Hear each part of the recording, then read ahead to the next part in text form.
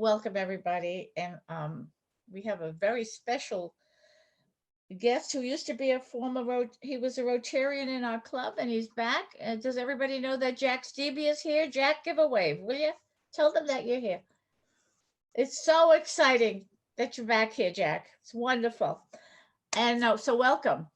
Tonight, we've got a terrific program. So I'm going to start with our usual where we say the Pledge of Allegiance and then the four-way test. And I just have a couple of announcements, but we're not going to spend too much time because the speaker tonight is phenomenal. We've got lots of information. So I have my little,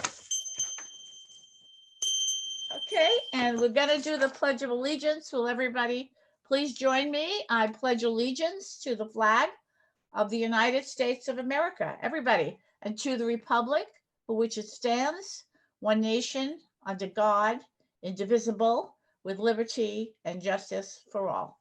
Okay. Is everybody muted, Jean? Because I can't. Okay. The Rotary's 4A test is, of all the things we say and do, is it the truth? The truth. Is this fair to all concerned? Will it bring goodwill and better friendship? And will it be beneficial to all concerned? All concerned. Yay. Okay. Well, welcome. So just before we get into our program, I just want to say that there are a couple of dates I'd like you to keep in mind. And the first one is Wednesday, August 6th, and the time will be 6 p.m., not our usual. April. 6:30. April. What I say? August. Oh, geez. Oh, I'm thinking ahead. Okay. It's April 6th, Wednesday, and we're going to meet at the Beijing House again. We'll have a fellowship night, and we have some business to take care of. So that's the next meeting, the next meeting after this. And then if you would keep the date of Saturday, June 25th open, and that's a 6 to 9, that's going to be a trivia night, and it's going to be my last night as serving as president. We have a lot of things in store for you. We're just waiting for the location. I've called St. Mary's. I know that they've had some events there, but let's hope we can have that space. If not, we'll look for another space. So before I go any further, I want to especially thank Jean for the connection here with Frank, and also Seth, who does a wonderful job, makes me smile a lot. And our speaker tonight, I just had a little conversation with him beforehand. It's going to be fascinating. So Jean, please, will you introduce Frank Marachi? Sure. So everyone, tonight's guest, as Lucille said, is Frank Marachi, longtime fisherman in Scituate. He was the president of the, Frank, help me out here. I'm not the president, I'm the treasurer. No, you were the president of the fishing company with all the boats. Oh, Boat Kathleen Meraki Incorporated was my business name. Right, and he was the president. He's been a boat captain. He's been in the fishing industry pretty much all of his life. He is actually the husband of Gigi, who is one of our honorary associate members. Correct. And Frank is involved a lot with the Historical Society with Gigi. And a lot of you, once you hear what he talks about, you will know a lot of the ways Frank has been involved in Scituate for many years. And you'll say, oh, that's the man behind that. Anyway, Frank, please, I will let you do the rest of the introductions and your. Okay, I'm happy to do that. First off, I'm the part-time landscaper at Lawson's Tower. That's how I get involved with the Historical Society. Clipping those horrible rose bushes, which I have to do pretty soon. You know, nasty as thorns, but it's a beautiful place. Yeah. So I've just got to try to flip on my share screen control here again to see if I get this thing to work. You should see a beautiful picture of our beautiful town pier, which is of course part of our Scituate Harbor Cultural District and the north end of Front Street. So this is looking to the southeast. The lowland is what we used to call Doherty's Cove. It's the beach between First and Second Cliffs. And sticking up above the bushes are the masts of a few of the local fishing fleet. So by way of introduction, again, I thank Jean for what she did. I'm my name is Frank Meraki. I'm not quite a lifer in Scituate. I moved here when I was 6 years old in 1949, and I've loved every minute of it since I got here. And I was early on intrigued by the harbor and the boats and the noise and the excitement down there. My parents would take me down. We'd lease a little skiff from what was called Dwyer's Landing. It's now known as the Pier 44 Marina, and go out and catch flounders in the harbor. And I was just excited by doing that. So 1962, after I graduated from high school, still attending college at Boston College, I got a job on the fishing vessel Francis Elizabeth, which was a Scituate boat, which is now long gone. And I worked on the Francis Elizabeth from 1962 to 1965 as a deckhand.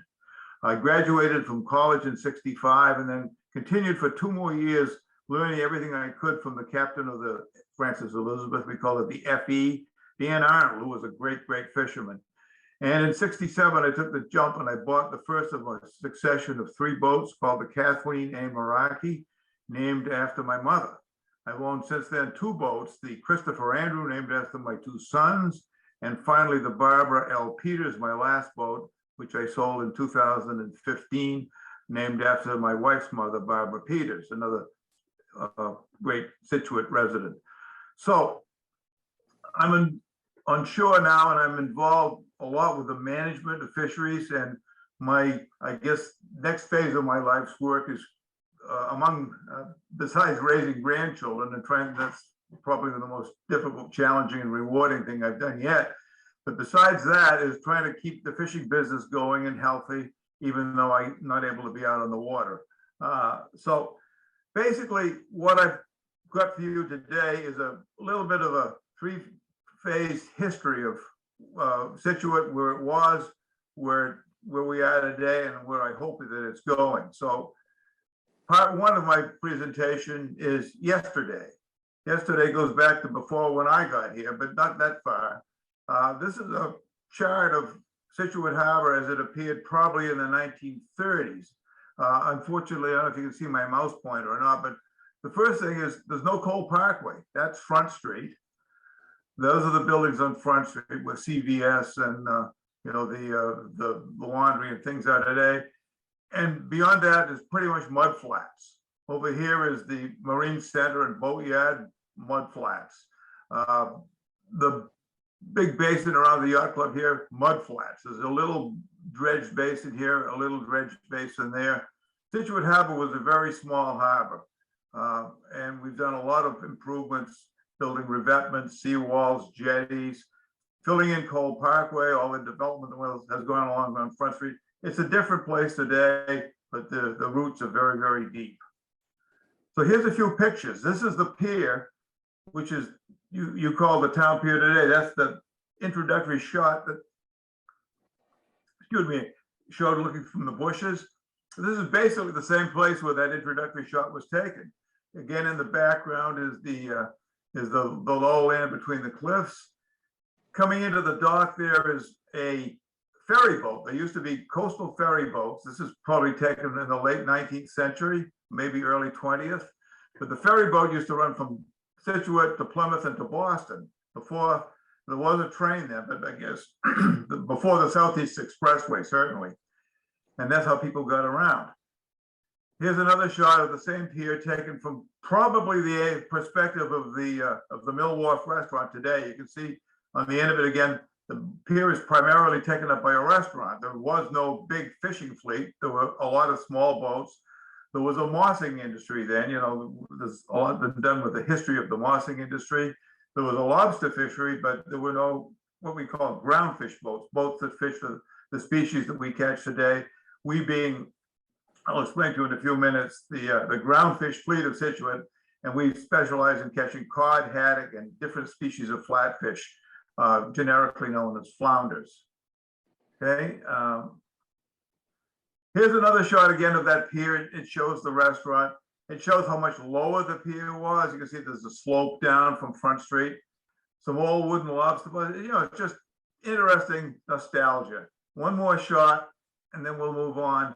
You'll never guess, but that is the Lucky Fin, nay quarterdeck, nay Hank Carver's Fish Market, something else, I don't know what it was, but it was a lobster dock. There was no structure on it, but that's the same platform that when you go to drink your latte at the Lucky Fin, you're sitting on today. So you really have some roots in history there. That picture was probably taken about 1935, because in the background here, you see the pier that I started fishing from. That was built in 1935 as well. It's practically new probably in this picture. Again, you can see an old car, some sort of boxy looking car there. The restaurant is gone. When the pier was rebuilt from the granite pier to the steel pier, the restaurant disappeared. The pier became more of a utilitarian structure, and it's stayed that way since 1935, almost 100 years now, but it's been rebuilt twice since then, and both on my watch, once in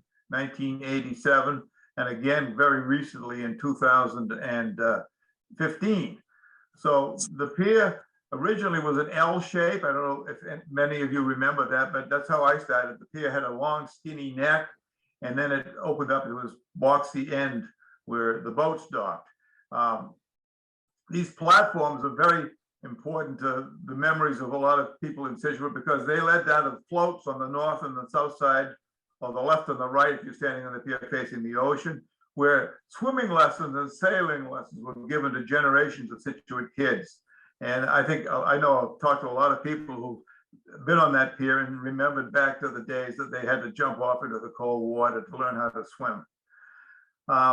So this is the last historical picture. This is the Christopher Andrew, my second boat, and this is what the pier looked like. This is probably 1977. A lot of boats, were probably 15 boats that were docked there then. That's my long-term crew member and friend, Roland Bedard, who fished with me for over 20 years, and his good friend, Charles Buttman, who lived in Cohasset but fished for his whole life in Scituate with his boat called the Orca. The Orca was the biggest and the reddest boat in Scituate Harbor, and Charlie and Rolly were great, great people, and I miss them both. So one last picture. This is what we had to deal with out in the ocean. This is a Russian trawler. This is just a generic picture, but we dealt with an awful lot of foreign fishing, and that kind of segues into the next part of my narrative about fishing. I personally witnessed what overfishing and depletion does. When I first started fishing in '62, there were a ton of fish, and that ton of fish attracted a ton of boats, not only US boats, but boats from, this is again, probably East German, but by then, it was all the Union of Soviet Socialist Republics.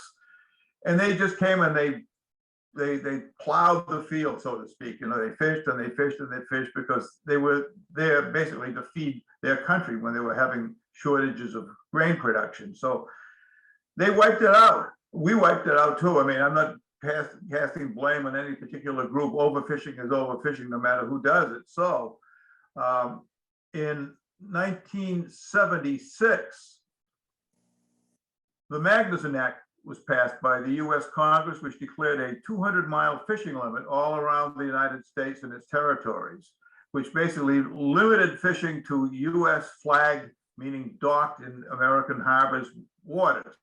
So this is a picture that's taken of the fleet today. This was taken back in December, and it shows the size of the fleet is diminished substantially from where it was in 1976, but it still goes on. There's about 9 boats now that fish from the pier. Basically the same culture that existed when I first started, the same wonderful people, the same generosity and sharing of knowledge and skills, and families still running the boats. It's just been a privilege to work with these guys for my whole life. I did it for 55 years. So we're jumping ahead a little bit to what are the economics of fishing in Scituate like. This is something that I gleaned from the Commonwealth of Massachusetts, which did a port profile for all of the harbors in Scituate, in Massachusetts rather. Excuse me, I get dry. Scituate in 2018, which is the most recent year that they have on record. I have a little bit more up-to-date information coming up, but there were 92 permitted harvests, which includes lobster fishermen, groundfish fishermen, and anybody else with a fishing permit. There were 120 vessels with a Scituate home port. And let me jump in to explain here. This includes what we call the charter and party boats, a lot of which now are docked at the Mill Wharf Marina. They're a part of our commercial fishing fleet, even though you might think of them as pleasure boats.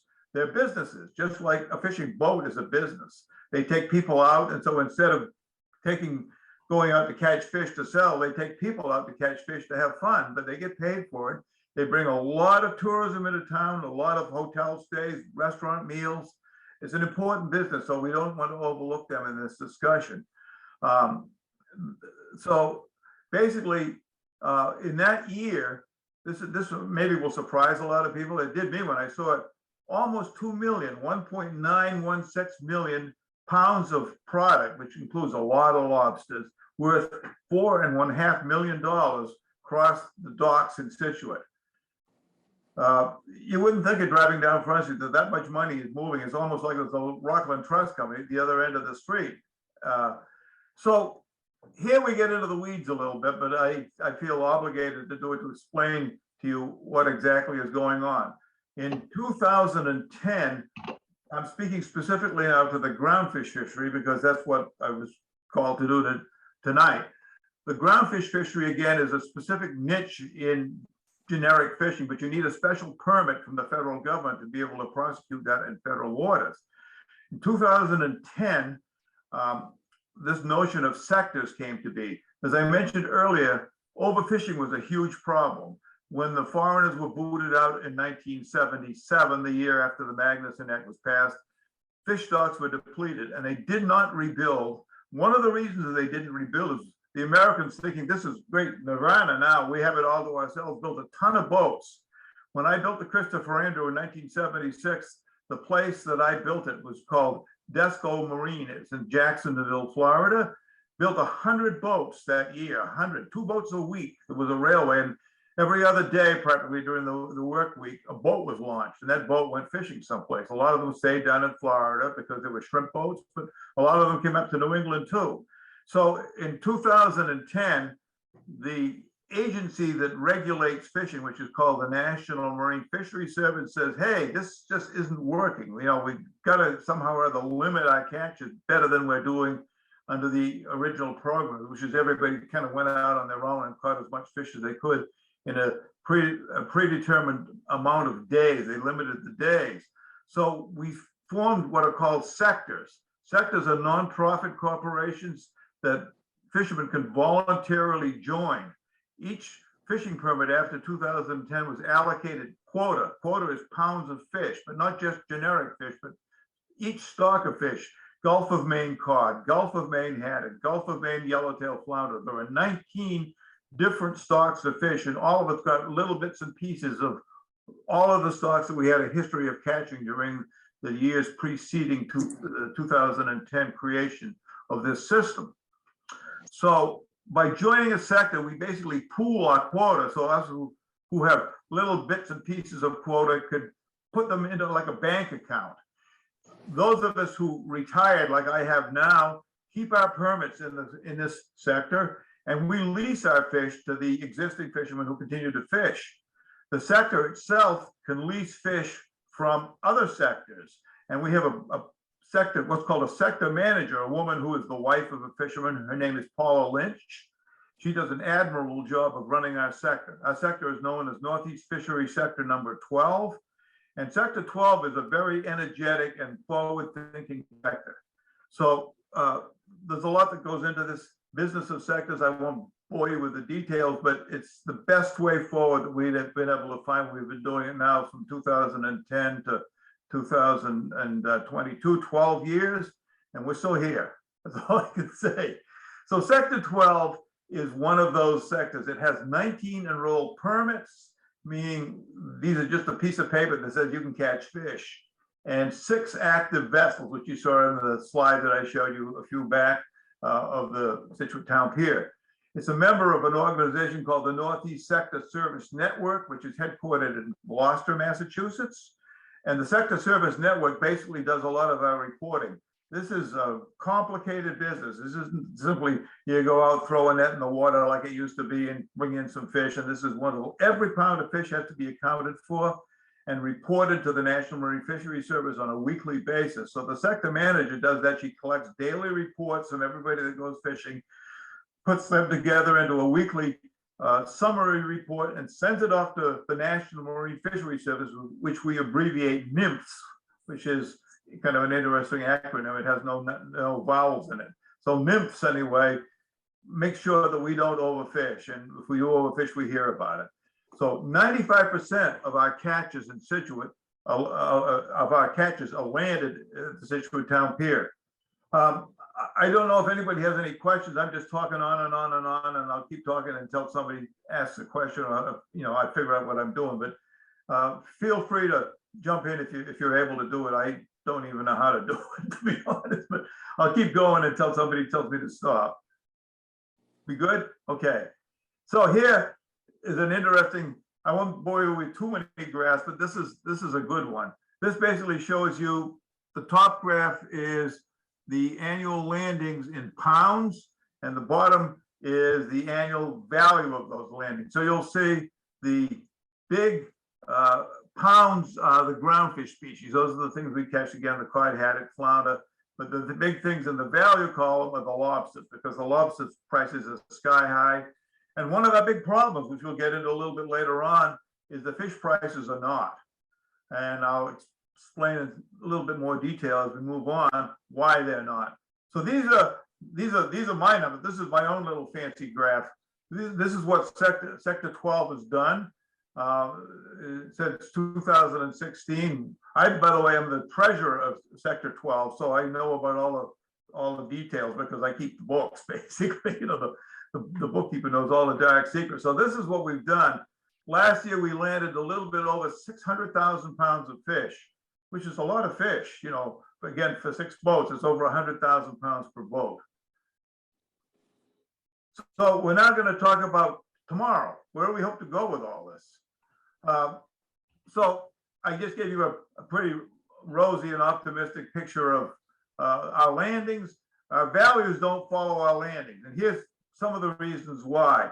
Landings are trending upwards. The economics, can I somehow, I wonder if I can move this. I was just sharing my screen, right? So if I get rid of that, now you can see my whole screen. but I can't see anybody. So although landings are trending upwards, the economics of fishing are not moving in a similar direction. One of the primary reasons is ex-vessel prices have declined since 2020. Reductions in seafood demand from restaurant and service sectors, food service sectors, were the major drivers.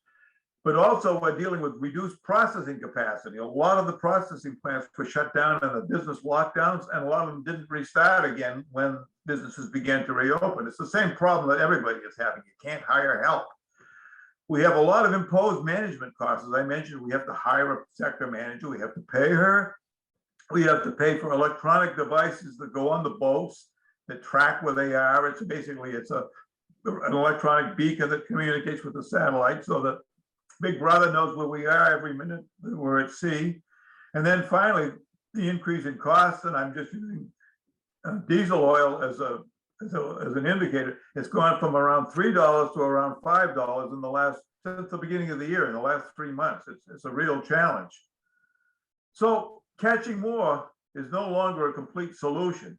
It used to be that if you didn't make money catching some fish, you went out and caught more fish. But again, as I mentioned, catches are limited by quotas.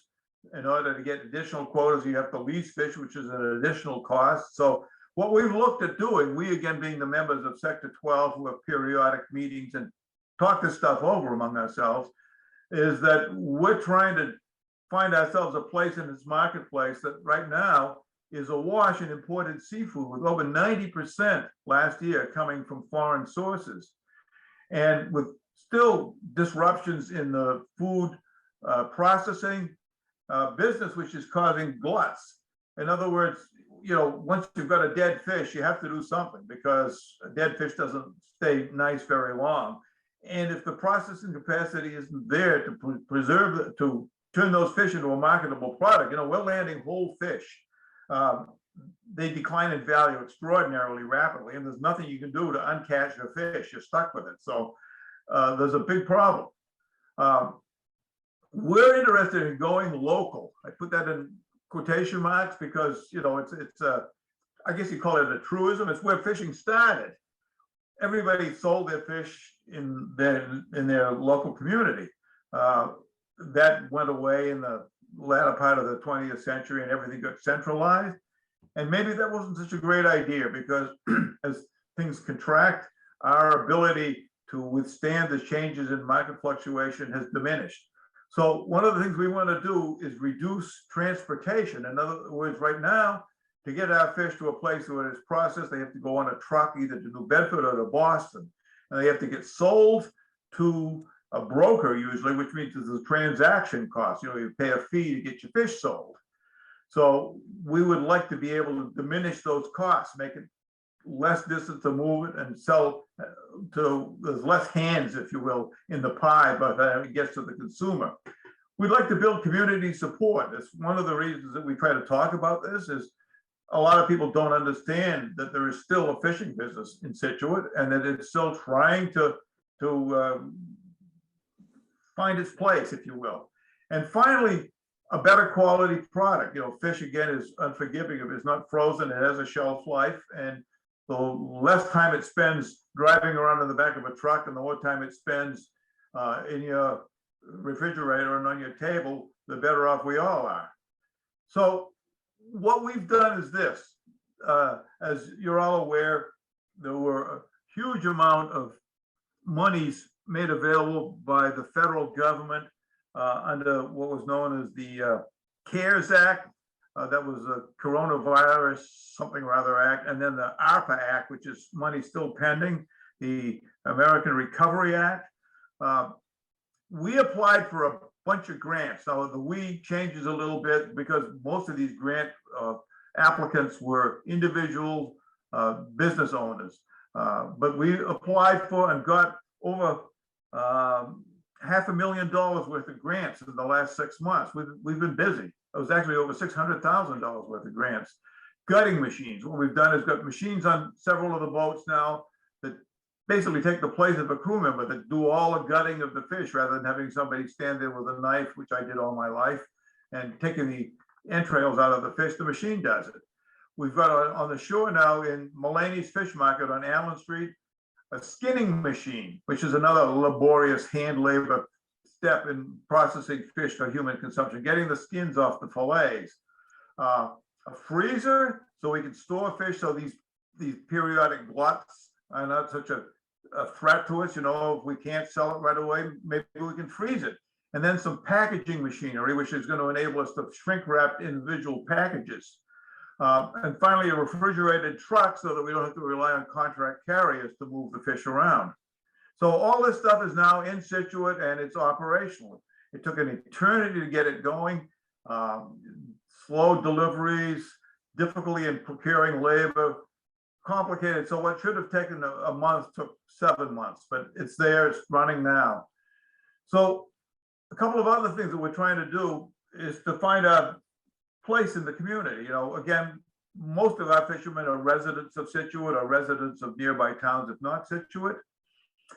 But, other than the next door neighbor, nobody maybe really realizes who they are or what they do.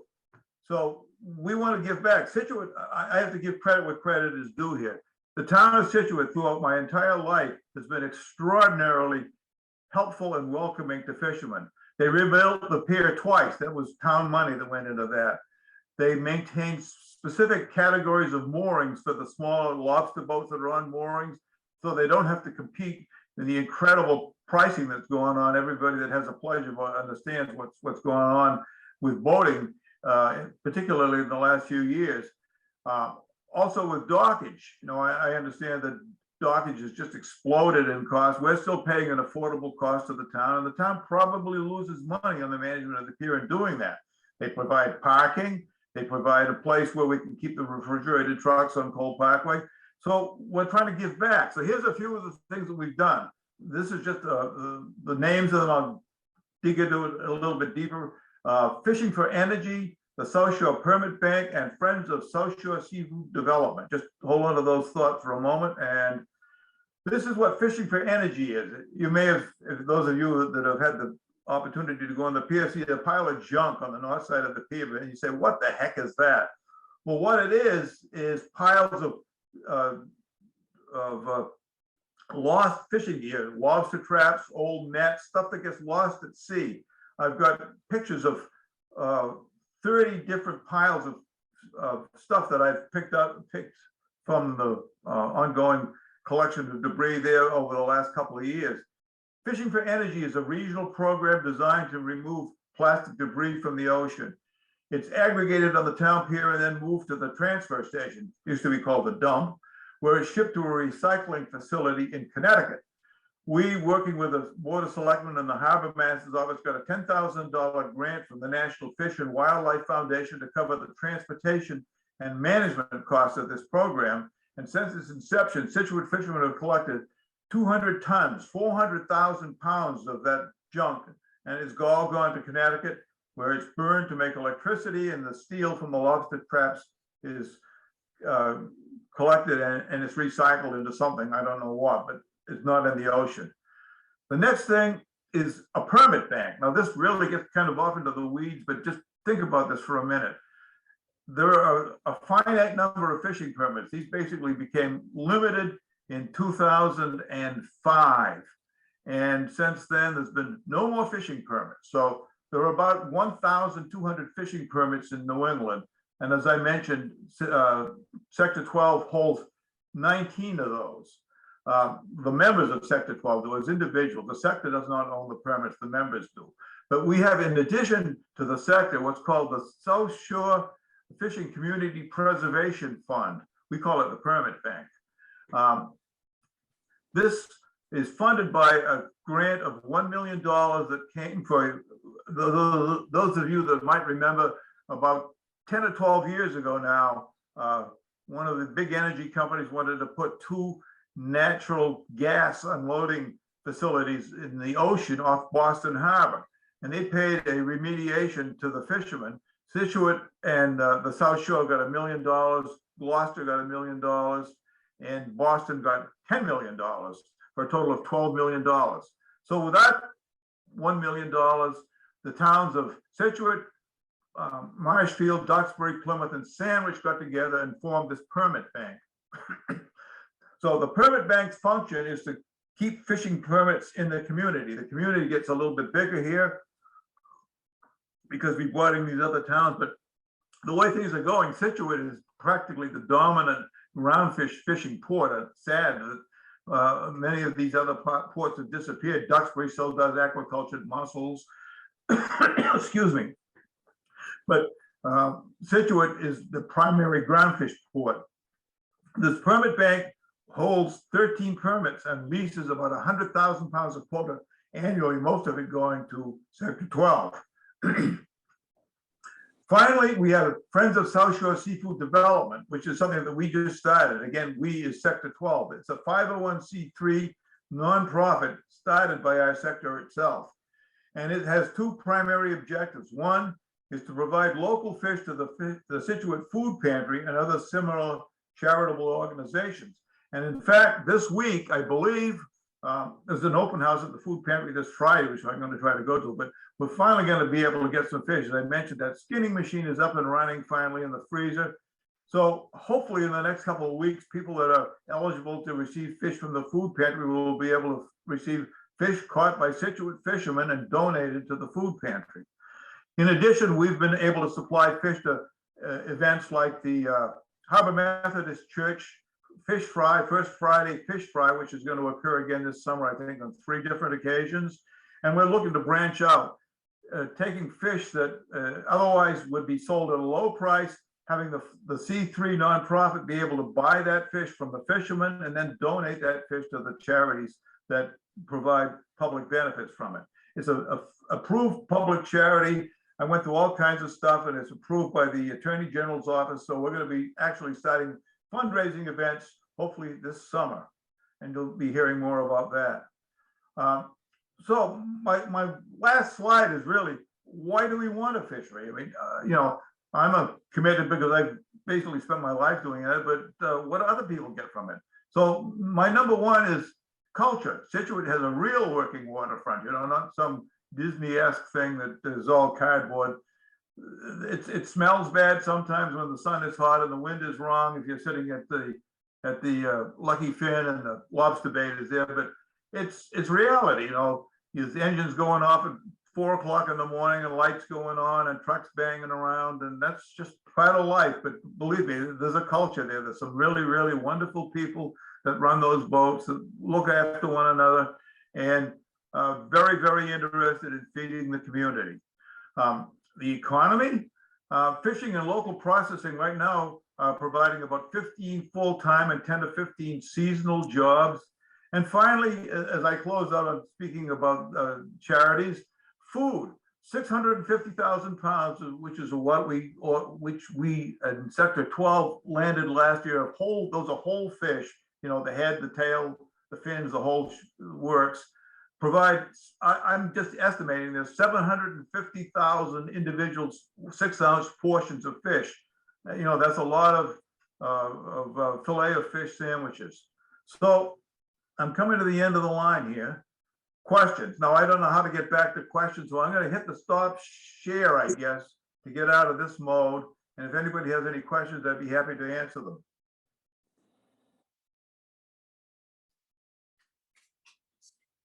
Dietrich, you want to unmute? I thought I was. Okay. Starting out of what you said, thank you. Wonderful presentation. Covered a lot of ground, different things. So learned a lot as to how fishing industry works here. Let me just pick something that I caught up that I was not aware of what you're doing, which is what you referred as fishing for energy. Picking up plastic recyclables, I guess, and shipping that off to, yes, somewhere to produce electricity or what have you. Is that a real business in the meantime? And can you tell maybe what percentage of the business that the fishermen do goes towards that kind of industry versus fishing fish for consumption, restaurants, and so forth? And is that a growing part given the pollution in the oceans? The fishermen get nothing from this. They bring it in gratis. It comes up in the nets. So what we historically did was just throw it back overboard again, but we became aware of the importance of stopping pollution. Years ago, we teamed up with this energy company called Covanta Energy. They run the incinerator. It's in Rochester, I think, where the blue bags, basically, the Scituate transfer station go there. The plastic debris does not go to the Covanta station in Rochester. It goes to another place in Connecticut that's specially set up to deal with this stuff because it's really difficult to process, which is the reason that we needed the grant to do the transfer. It can't go in the same load as the household trash from Scituate does. The Scituate fishermen make nothing. The town is being supported in part by the $10,000 grant, but the town is also supplying labor and machinery to transport the material that's placed on the pier to the transfer station. If you happen to go in there, you'll see on the left as you go in, there's 2 blue dumpsters. Those are where this material goes. One is for netting and rope, one is for the lobster pots. Whether Covanta makes any money of this or not, I don't know. I sort of doubt it. They do a lot of public relations with it. They're an energy company, so they do make electricity from it. That I know, but whether they can recapture their costs of it, I don't know. There's never been any discussion about them buying the material from us. This is strictly a volunteer program, and it's done for the primary reason of cleaning up the ocean. We make our livings from the ocean, and we feel a responsibility to give back to the ocean, the clean environment that it needs to continue to produce fish into the future. So I hope that answers your question. Yeah. So it's sort of if it ever becomes a business, this is sort of at the beginning of a potential business in the future, if it ever reaches that point. Do I understand that correctly? No, It's not yet very organized or structured. I'm doubtful that there's a lot of costs. I mean, when this was first started, we went out with an experiment. I did some work with the Stellwagenbach National Marine Sanctuary, you know, their offices on First Cliff. They wanted to see how much we could collect. So we went out with a device called an ROV, a remotely controlled underwater vehicle. And we actually went down in an area where there were a lot of lost, primarily lobster pots in this area. It was after a big storm, and mechanically grabbed them and brought them to the surface with the ROV. We didn't get a lot. I mean, you know, we probably got a few £1,000 for a day's work. Recycling with that kind of an overhead cost, I don't think is ever going to be a business model. So everything that's brought in present with this program is basically caught incidentally with the business of fishing. You know, it's just the question is the only involved cost is you have to keep it on the boat and then unload it when you get in, when you unload your fish, and then put it over in the corner of the pier. It's a lot of work. It's Right. overboard, but the guys are committed to cleaning up the ocean and being responsible about trying to get, most of this material is not dumped there. It's caused by storms. You know, we got a storm like that storm that we had in late October. That was the terrible one that did such huge damage. Thousands and thousands of lobster pots and gill nets and other materials were churned up by that storm and were lost. And there was a huge pulse in the amount of material being brought in after that storm. So every big storm creates another mess out of the ocean. So it's a never-ending process. But whether it's going to be a profit center or not, I'm actually skeptical, unless somebody comes along and subsidizes it, which I don't see happening. Right. Frank, you, in one of the last conversations we had and a presentation you did, you talked about the collaboration with the Scituate schools.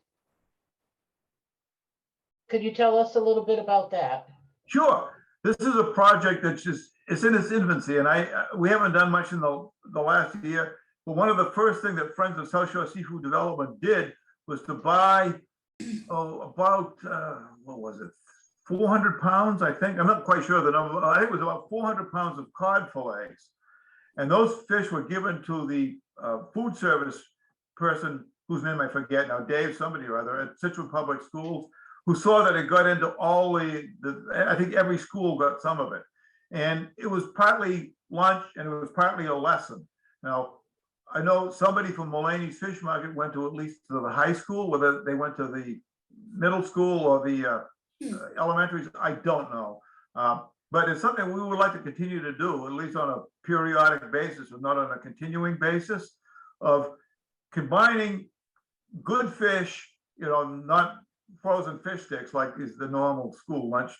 I think, I don't know, it was a long time ago that I was in school. But we didn't like the fish when I was in school, but that was in the 1960s, you know, and hopefully things have improved since then. But really good local fish, and a little bit about the story of the fish, where it's coming from. And a partner in this has been in Cohasset, Holly Hill Farm, who does produce and provides produce to the schools. It's the same kind of an idea. So we're trying to develop a partnership with Holly Hill so they could have at least one meal periodically that would all be local produce and fish, and some sort of a lesson that went with it to understand, enable the students to understand that fish just, or food in general, just doesn't appear by miracle on the shelves of a supermarket. It comes from somewhere and from the hard work of people to produce a viable food product. So hopefully it will grow in the future. This is one of the things that we would like to be able to do with our nonprofit. You had also talked about at that time the cost of a pound of fish. By the time the fisherman takes it from Scituate, drives it to New Bedford or wherever, it gets processed, comes back and sold. Do you, I don't want to put you on the spot, but do you have those sort of rough numbers again? I do, and it's gotten even worse since we talked about it a year ago. Okay. What's happened is that the administrative cost of running this sector program has been basically placed on the fishermen. The fishermen, as I mentioned earlier this evening, have to pay the sector manager. They have to pay now fees for electronic monitoring. They have to purchase equipment that basically tells the government where they are. They have to purchase this and pay a satellite connection fee. That's costing probably on the order of, well, I can tell you what it's costing. It's costing 7 cents a pound. For every pound of fish that they sell, it's costing them 7 cents for that administrative overhead. In addition, they're paying a commission if the fish goes through an auction. I believe that is 10 cents a pound, and they're paying about, I think, another 10 cents a pound, depending on whose truck it's in and how far it has to go. So a total of about 27 cents a pound, if I'm right, is coming off the top. So, you know, a $2 fish is netting you only $1, whatever that is, 73. Wow. But here's the final piece that I probably didn't properly clarify when we talked last, because it was becoming, it was only in its infancy of a problem. The problem is leasing the quota. As I mentioned, we have 19 permits in our sector. 19 permits are not enough to keep 6 boats going. There are, as I again mentioned, 1,200 permits in New England, but only about 100 active fishing boats. So only about 1 in 10 permits is associated with a boat. All those other inactive permits basically are sources of lease revenue to their owner and a source of cost to the person that wants to go fishing. So between the permit bank, which I mentioned, which is just basically leasing at cost, and the profit incentive for people who are trying to make a living that no longer fish off leasing, there's probably another, for every pound of fish, ranging from $2 to as much as $1 a pound, depending on the species of fish. It's really ironic that cod are leasing at $1 a pound, and some haddock are leasing at a fraction of a penny a pound. But on average, it's probably about 5 cents a pound. So on top of the 27 cents is another 5, bringing up to about 32 cents a pound coming off the top for every pound of fish that gets sold. Wow. Wow. I have a question. Oh, go ahead, Jean. Go ahead, Lucille. No, you asked your question. No, I was gonna say, so the leasing. So Frank has a lease for 100 pounds of fish. Jean has a lease for 100 pounds. I've gotten to my quota. I go to you because you haven't used yours, and I lease it from you personally, a certain amount of a quota. Correct? That's how it works? Okay, Okay. okay. Frank, it's such a fascinating presentation. So interesting. Thank you. I just have a couple of questions. I saw something on the one of your slides there. It said 90% of foreign sources. What did that mean? What was that referring to? If you go on average to a store or to a restaurant, the odds are 9 to 1 that you'll get foreign fish, unless you shop carefully. Of the total poundage of fish that's consumed in this country, I can't from my recollection tell you what that poundage is. 90% of that poundage is imported. Now, a lot of it is aquaculture fish, salmon and shrimp, for example, which are growing, the salmon in Scandinavia or Canada, and the shrimp in Southeast Asia. And then a lot of it is the high volume, low value fisheries, a species of fish called Pacific pollock, which is in things like fish sticks or, you know, oven ready fish dinners, stuff that's generally in the lower end of the price range. Is almost always imported fish. The way this works is the fish is either caught overseas or sometimes actually is caught in the Bering Sea by American boats, but because the processing costs in America are so high, it's shipped to Southeast Asia to be processed and then shipped back again after it's been processed. By processing, I mean it's been filleted. So it's frozen once, shipped to Asia, thawed out, filleted, refrozen. Wow, that's interesting. Amazing. My other question was, besides the elements, what other dangers do you encounter when you're out there? Fishing is a dangerous. Well, here's a great example. Probably all of you heard on the news about the clamor called the Bing Bing that capsized off Hummerock Beach about a month ago. Yeah. That's what can happen. I mean, fishing is statistically the most dangerous occupation. It's worse than being a lumberjack. It's for a variety of reasons. One is the weather. One is the boats are old. We haven't been replenishing our capital stock. You know, if the cars on the road look like the boats on the ocean, we'd all be driving around in Edsels right now, because the newest boat is 10 or 15 years old. It just hasn't made economic sense with the uncertainty in the business to replace boats. It's a huge issue. It's a huge issue. We're actually beginning to talk about getting some sort of a program where we can begin to replace these boats. But because of the recent uncertainty in catches and profitability, nobody seems to want to do it. And I can understand why, because, you know, I owned a succession of 3 boats, and every one got more difficult than the predecessor to replace when it finally wore out. So people are running the boats longer and keeping them, you know, past their safe economic life. Another is crew size. It's extremely difficult to get a crew. I mentioned earlier about these gutting machines that replace a crew, but unfortunately a gutting machine can't inflate a life raft, or it can't call the Coast Guard if you're sinking. You know, you need a crew on the boat that's trained in doing this stuff, and we're all running short-handed.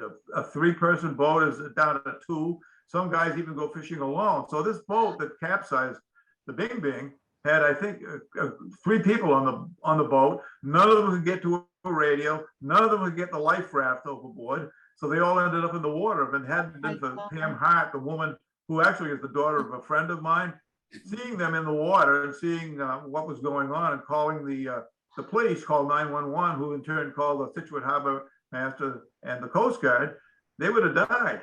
It would have been a horrible, horrible accident. Said it was a moment of you know, limited success. They lost the boat, but they saved the people. Thank It's God. difficult to use old equipment in bad weather with too few people, and that's what we're doing. Oh my God, thank God. I'm sorry to take up your time. I know everybody else has questions. Just one last question. What happened to halibut? Will we ever, what's the story with halibut? Halibut is actually staging a comeback, but it's under what's called a rebuilding program right now.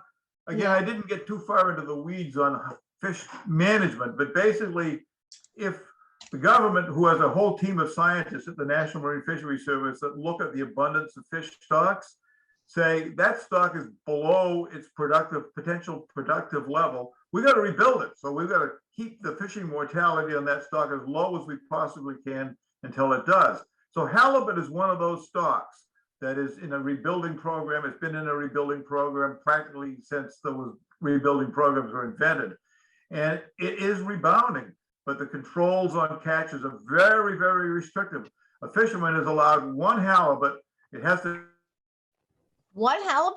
I think it's 42 inches. I'm not quite sure. My rule don't. It's a big. It's over 3 feet long. A big fish, you're allowed one fish per trip. And so, you know, if every boat in Scituate caught 1 fish, that would be 9 fish. Oh, and you don't catch a fish every trip. You might catch of that size. It's the size is the big thing, and you get plenty of small halibut, but not too many 42 inches. So that's the reason. That answers the question. Thank you very much. Yeah, Thank you. you're welcome. That was great. Anyone else? Peter? Can I have another question again? Oh, Thank you. It's a very basic question, but maybe could you, I mean, the assumption is that the fish tastes best where it's caught, right? So so that's why people, when they are in coastal towns, in restaurants, they order fish, because you get the best and freshest fish there. So could you tell us how much of your catch that you bring in is actually being sold to or ends up in local restaurants, and how much gets processed in other things where it ends up getting frozen and shipped to places all over the United States? And is there sort of a, are the local restaurants your biggest customers? We don't deal directly with the restaurants. We have to sell, again, this is the regulation, to what's known as a federally permitted dealer. So there are several dealers. One, excuse me, is in Boston, Atlantic Coast Seafood. We have one dealer in Scituate. It's Mulaney's Fish Market. And this is what I mentioned earlier in my discussion of the grants that we've received. We bought a bunch of processing machinery. Some of you may know that the Mulaney's of today is a fairly new building. It's only 2 years old now. Mhm. There's a processing room in there designed specifically to handle local catches. This week, getting it up and running, getting that skinning going. We're hoping to begin to be able to process more fish right in Scituate, get rid of that trucking cost and that commission fee that we have to pay if we're selling to a remote dealer. So what's been happening with Scituate fish so far is it's been taken to Boston, run through what's called a contract cutter. In other words, somebody that just cuts your fish but doesn't take ownership of it and then sends it back to Scituate again. So a lot of the fish that's sold in Scituate restaurants right now is Scituate fish, but it has a long round trip from Scituate to Boston and back to Scituate again. We're hoping to shorten that trip up so that the vast majority of fish that's sold in Scituate will go from the north end of Front Street to Allen Street. You know, a much simpler supply chain. Take out some of those intermediate costs, and what we're trying to do is create a branded identity. So Scituate fish will mean Scituate fish, not Scituate fish cut somewhere else and put back. But it's been an arduous process, getting the equipment running, getting that fish market built in the middle of this pandemic with all the shutdowns of everything. It's been a nightmare, really. So hopefully this summer is going to be the beginning of a shift in the availability of Scituate caught fish to Scituate restaurants and retailers. Good, good. Great. Very nice.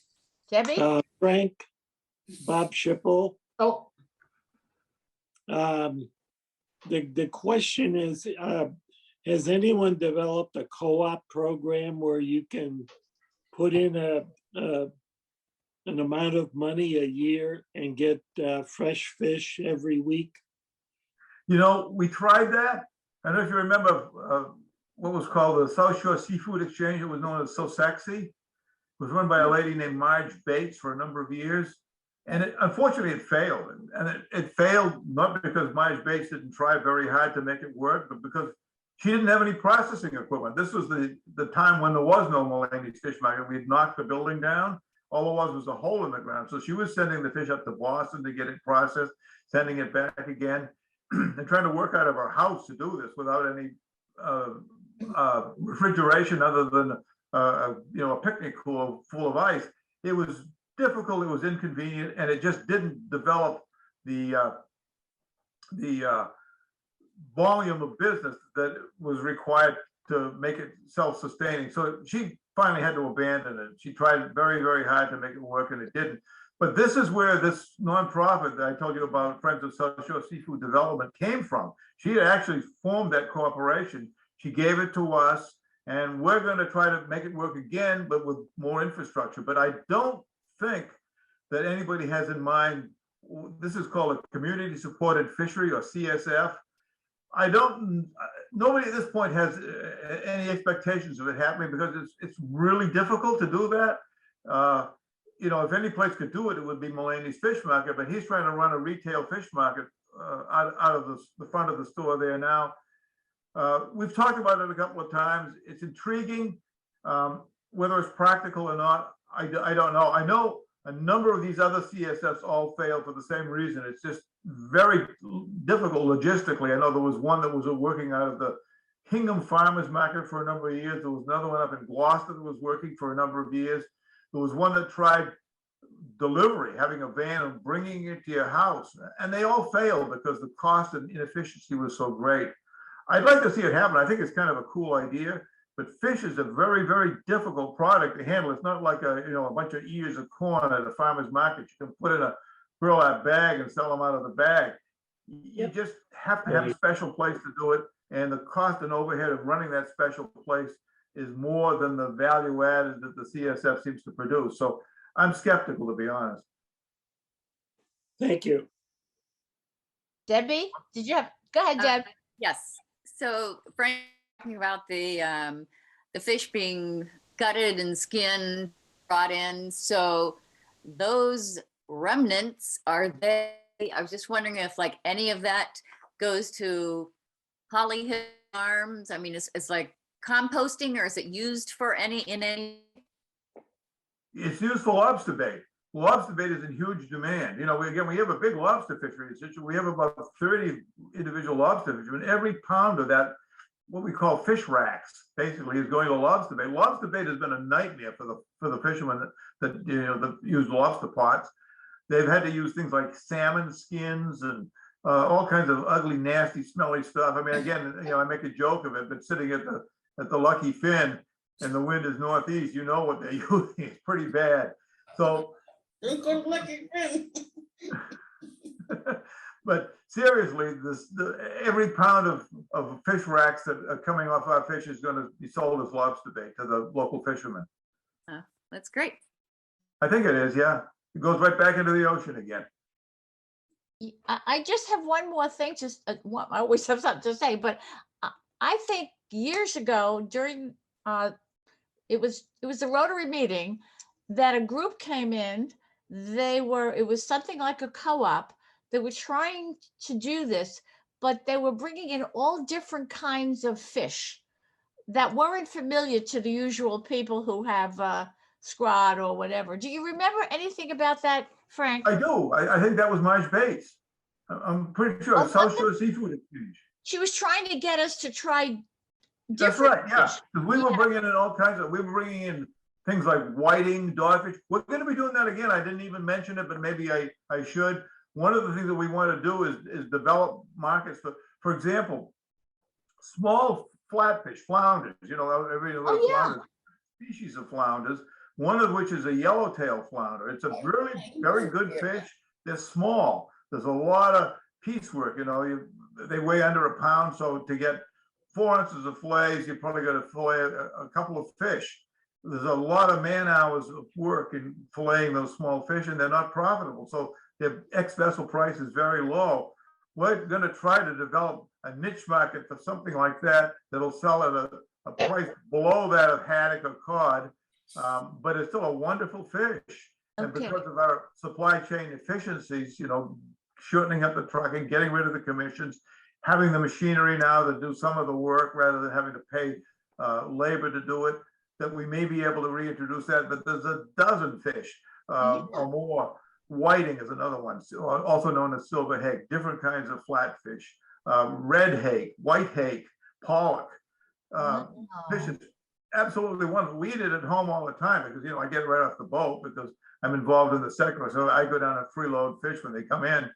And it's every bit as good as the popular cod and haddock, but nobody knows about it. So right, exactly. In invigorating that kind of a market for what used to be called underutilized, we now call underappreciated species. Yeah, this is true. Our Friday night dinner for a year had that program where the fish would show up. We got 4 pounds of fish every Friday. You never knew what it was. It showed up late in the afternoon on Friday, and we had a very fun year. It was excellent, fresh, and it was different. We got things, and Bob and I would look at it and try to decide what we were going to do with it. But it was always excellent. No kidding. Were you brave to try these different fishes? Absolutely. Yeah. Frank, I always wondered what happened. Right. Frank, you had mentioned in a conversation before about the number of commercial fishermen in Scituate before as to what we have now. And you had talked a little bit about like the families and who these people actually were. That's right, yeah. I mean, one of the problems has been the younger people really can't get it. I mean, there's a bigger problem than that. I mean, it costs, as everybody knows, a fortune to live in Scituate. Now, it's an expensive place to live, and the revenues from a deckhand or even an owner captain on a fishing boat haven't kept up with the cost of living. So people are saying, I can't afford to be a fisherman. I love it. That's why we have unused permits in our sector and unused permits in our permit bank. The people that love fishing can't afford to be fishermen. One of the things we'd love to be able to do is create an apprenticeship program. This is way in the future. This isn't next week or next year or anything, but an apprenticeship program where a young person that has the same kind of love for the sea that I had when I was that age can get aboard a fishing boat, work for a couple of years as a deckhand, and then go to the permit bank and say, hey, I've gone through an apprenticeship program. I would like to be able to purchase a boat. Can you back me with a permit? The permit now, to buy a permit costs as much as the boat does. That's how bad this is. You buy a $200,000 boat, you need a $200,000 permit to be able to legally go fishing. So if this permit bank, through its nonprofit operations, is able to get permits that we can lease at little or no cost to a startup fisherman so they can get going, get enough capital together to eventually buy their own permit, or even buy a permit from the permit bank. We don't care. This is one of the ways we need to go. What we're really concerned about, what's called the intergenerational transfer of fishing rights. One of the things that I didn't mention a lot, because we'd be here at 10 o'clock at night still talking about it, but is the consolidation of fishing permits in corporate hands. There's a couple of big corporations that are actually buying up New England fishing permits now because they see it as an investment in the future, you know, and they're probably right. Fish in the ocean aren't going away, and these permits are a perpetual right to harvest some of those fish. So if you can build a business model around those permits you buy eventually, and you're a big business, you know, you're a ConAgra or something like that, and you want to process billions of pounds of fish, you can do that by aggregating permits. You can add as many as you want together, and nobody's there to stop you from doing it. So we would just like to be able to buy some of these permits before they get swept up into corporations, so that people like me or somebody, you know, a later generation can come along and say, I love fishing, I'd love to be a fisherman. Well, we can make it happen maybe if we keep trying. That's one of our long-term objectives in all this. Frank, can those permits be passed down through families? Yeah, absolutely. They're transferable from one Okay. person to another. You can sell them. You can inherit them. Yep. That's where mine are. That's for the kids or the grandkids. Great. They're in the sector, but they're transferable to, you know, my grandson Rowan ever wanted to be a fisherman, they're there for him, or Grace, either one. Yep. I see Grace doing it. She'd be fearless. She'd be Yep. wonderful. Dietrich? You mentioned sectors at the beginning of your talk. Could you just, I don't know whether I missed this or so, how large are the sectors? You mentioned sector 12. They're self.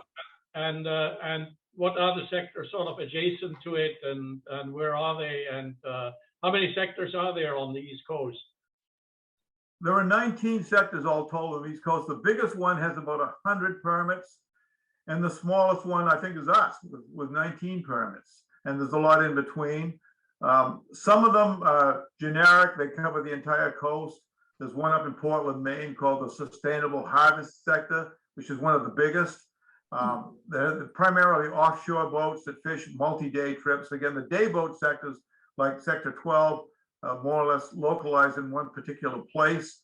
The offshore boats, the multi-day trip, you know, 90-footer boats, are basically in sectors that fulfill the business needs of the boat owner. One of the big things is this access to quota leasing. This is one of the biggest difficulties in operating a fishing business now, is access to quota. So a sector that has good access to quota can attract members by the fact that they can get enough fish that they can run their boat as many days a year as their business plan requires them to operate. And Scituate is geared to smaller volume, smaller boats, and localized stocks, again, those that inhabit the Massachusetts Bay Area primarily. Mhm. Wow.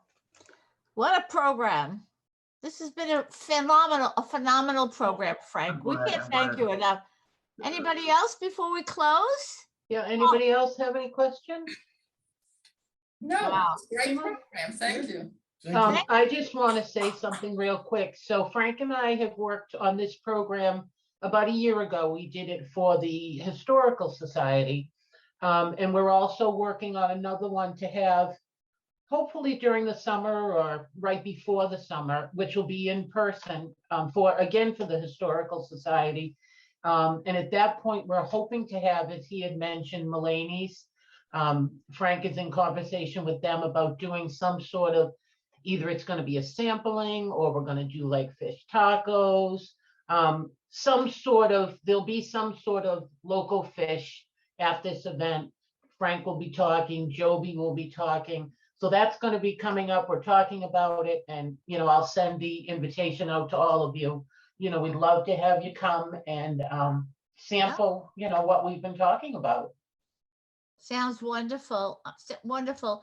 I also want to thank Seth for taping this for us tonight. If anyone anyone missed it, they could watch it tomorrow, I hope. And thank you, Seth. Frank, we can't thank you enough. This was wonderful. Jean, thank you very much for setting it up. Oh, yes, go ahead, Debbie. So you talked how if we wanted to let someone know about the recording. I can send you the link. I'll send you the link. Yes. Okay. I'll send it out to everyone as soon as Seth sends it to me. And it will be posted on our Facebook page, and I will post it to Club Runner. Thank Okay. you. Thank you so much.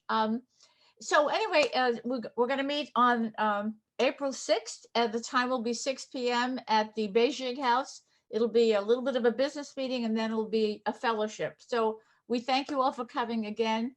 Say hi to Gigi for us, please. I will. Okay. Thank you so much for your interest. It's been my pleasure. Thank you. Thank you. Thank you Thank so you, much. Frank. Bye-bye. And thank Have a you. good evening. Take care. Bye-bye. I'll talk with you soon, Frank. It was great. I loved it.